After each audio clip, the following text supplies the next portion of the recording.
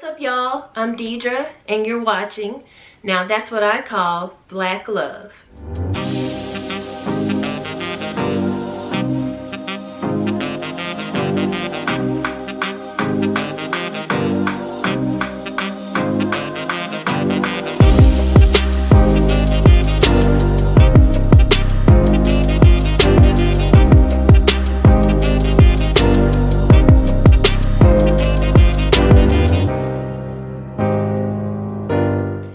So today I have some recommendations. I'm going to do mine a little bit differently than Ashley did for two reasons. One is my faves and things that I recommend for people who A, already love romance, or B, are trying to figure out how to get into it.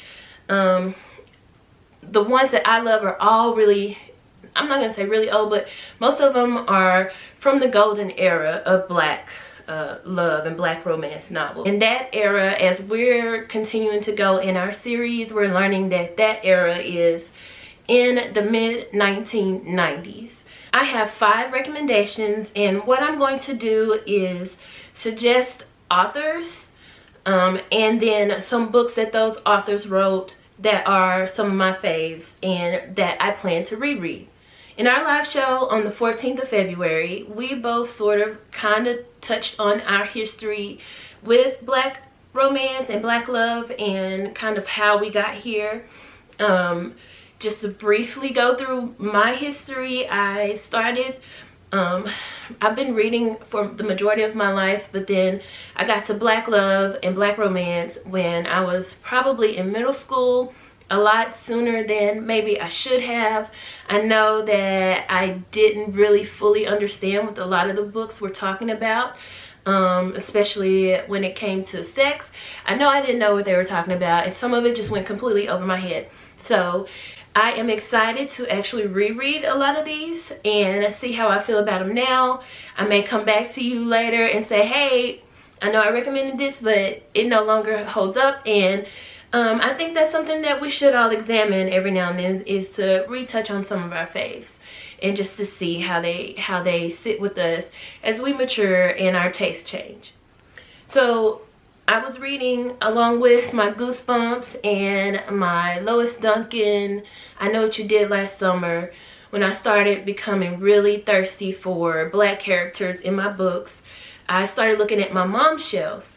And the majority of the books on her shelves that had black characters were black love and black romance books, or romance novels.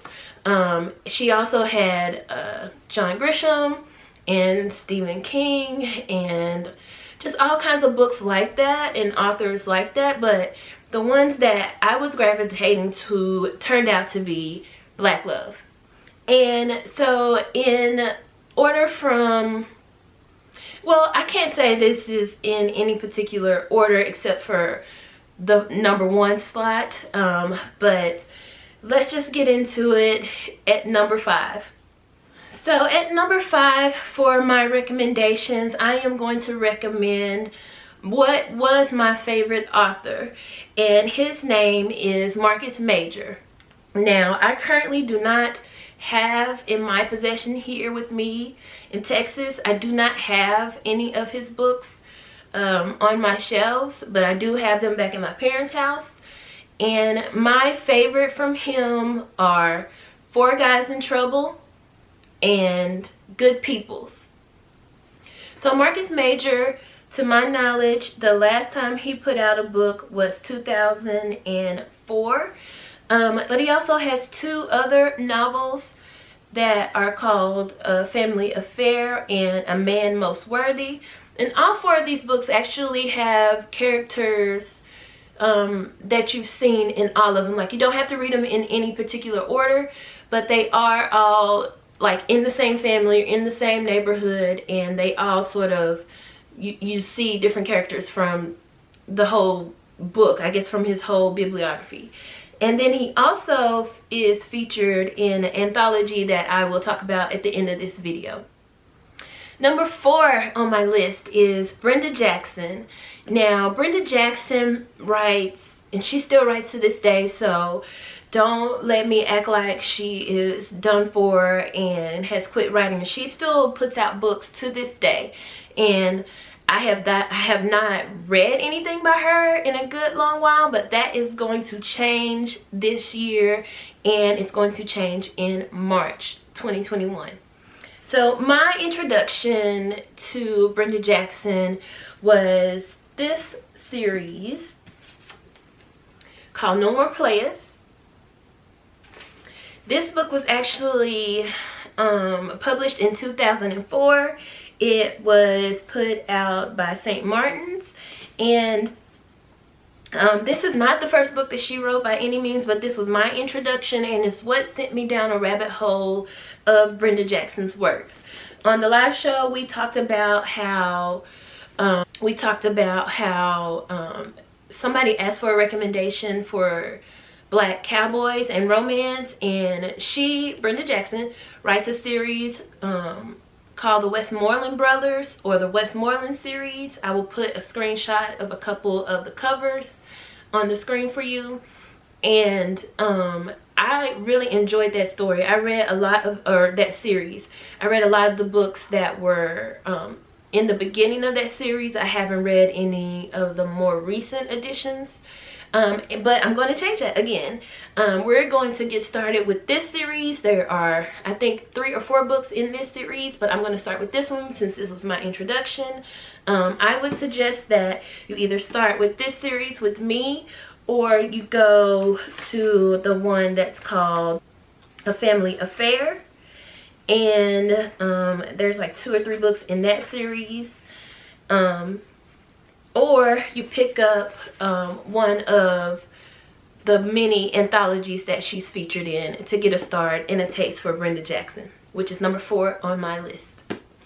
Number 3 on my list is Evelyn Harris. Evelyn Harris was an American author. He was openly gay, and he died in 2009. Most of his books that I've read personally and that I know that exist for him were about closeted gay men, as far as I know. I think I read one where the man was not closeted. The main male love interest was not closeted, but for the most part that was his lane. And again, I read him when I was way too young to even understand what a closeted gay man was. But again, I was looking for Black male or Black characters in my books. 2 books that I plan to read by him that I have read before, like I said, is If This World Were Mine, and the other one is Any Way the Wind Blows. These 2 books I plan to reread because I have read them and I don't remember anything about them, like literally nothing. If This World Were Mine, Evelyn Harris's 4th book, was a New York Times bestseller for 10 weeks. It is an engrossing and fast-paced novel about 4 friends whose deep bonds of intimacy are threatened by conflicts of career and romance. When one of them faces death, the crisis forces them to recognize and accept the inner strength that their friendship has nurtured in each of them. So I'm not sure if this one is really technically considered a romance novel. I would have to finish rereading it to really be able to tell you that. But I'm excited for this one. And then Any Way the Wind Blows is when her wedding to John Basil Henderson doesn't come off as planned, Yancey Harrington Braxton flies off to LA and remakes herself a mega diva, Yancey B, and either Basil or Basil starts concentrating on his career as a high-powered sports agent. But when Yancey's first single, Any Way the Wind Blows, hits the charts, it threatens to blow Basil's cover. So I remember, because I remember this, only thing I remember about this book is the character John Basil Henderson. I remember his name. And I'm just excited to get back into it and just see if this stands up and if he's still one of my faves. Number 2 on my recommendations and fave list is Donna Hill. When I was purchasing books to reread for the purpose of our series, I was not able to get my hands on either of these two books that I'm about to mention, but Donna Hill still writes romance and black romance to this day. She is still a very prolific writer, and you can find a lot of her books in libraries and a lot of the used bookstores and just regular bookstores everywhere. Just a quick Google search of Donna Hill's name will give you, like, your thumb will get tired from scrolling for how many books she has published. From what I can tell here, she was last published in 2016 on a anthology of sorts, and it's called Holiday Temptation, so I'm assuming it's a romance anthology. But the two books that I remember reading by her, that I don't remember anything about, but was Intimate Betrayal, and that came out in 1997 on Harlequin, Kamani, and Arabesque.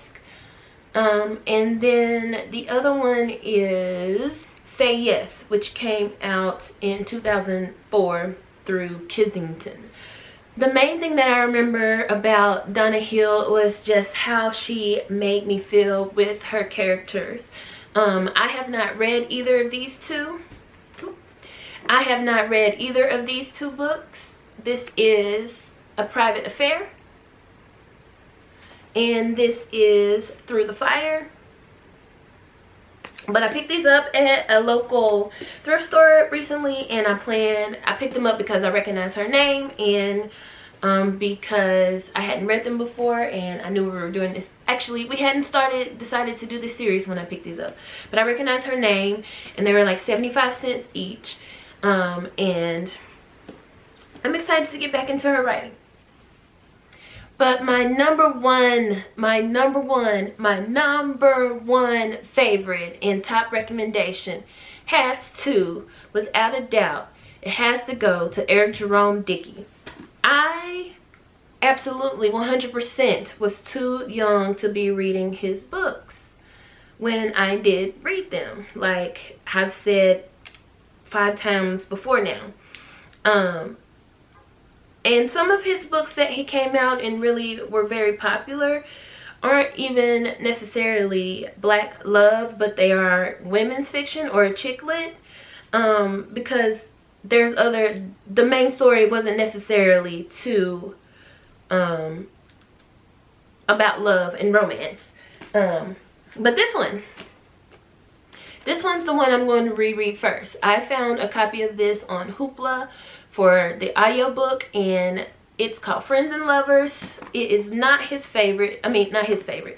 It's not his first novel. His first novel is Sister Sister. But since he passed away, it has been really, really difficult to get my hands on any of his any of his books.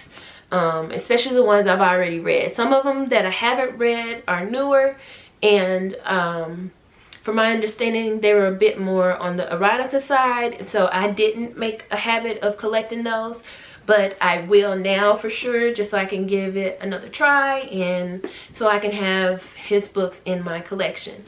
But if you want to join me in my number one favorite reread, March, April, ASAP, Friends and Lovers. Eric Jerome Dickey, literally, if you go to anything he published prior to, okay, I personally think if you go to any of his books that were written prior to 2000, you will definitely get a good taste of why Deidra, likes his writing and his novels.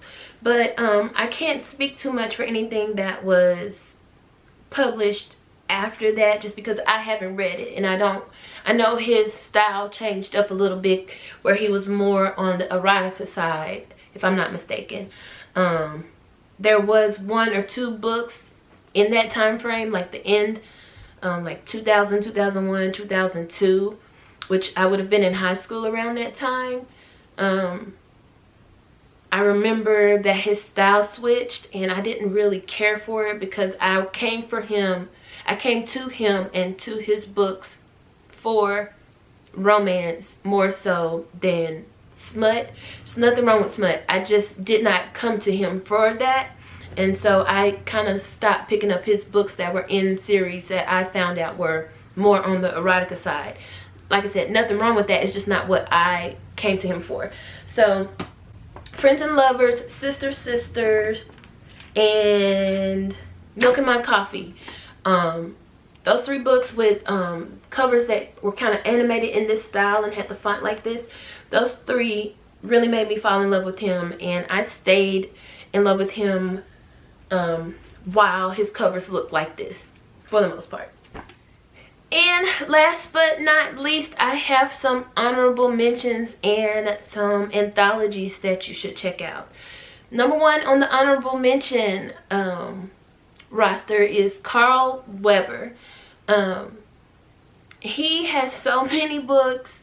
He still writes to this day. I think the one that I read that I really liked by him was The Preacher's Son. It was just like messy enough to pull me in, but I don't think that one is a romance. I could be wrong. I'll put some pictures of some covers of his that I know for sure are romances and that I have read. Number 2 on this list is Omar Tyree. Fly Girl is how I was introduced to Omar Tyree, but I read Just Say No and really fell in love with his writing.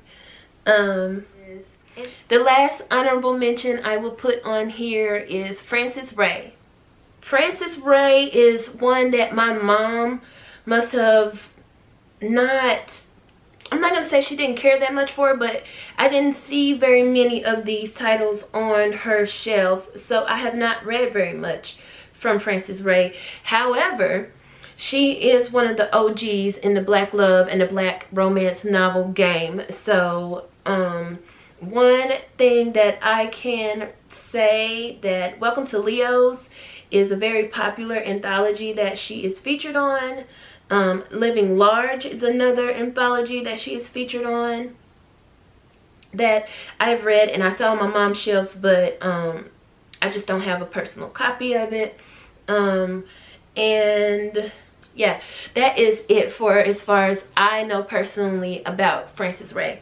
But with that said, we have an anthology you can check out to get a taste for almost all of the people that all of the women that I mentioned today. We have Rochelle Ayers, Donna Hill, Brenda Jackson, and Frances Ray in this anthology. I mentioned this on the live show on the 13th as well. And then the last thing that I'm going to mention in this video is for you to pick up a copy of Got to Be Real. This one has Lynn Harris, Eric Jerome Dickey, Colin Channer, and Marcus Major, with 4 original love stories in this. I do not know about Colin Channer, but all the 3 other men on this anthology, I do know their work pretty well. So that is it for my recommendations and my favorites. I hope that you found at least one author that you can go and try to research and find a book by them that you would like to pick up. If you want to pick up any of these books that I have suggested and buddy read with me, or you've already read them pretty recently and have thoughts, put that in the comments. And thank you for watching. Now that's what I call black love.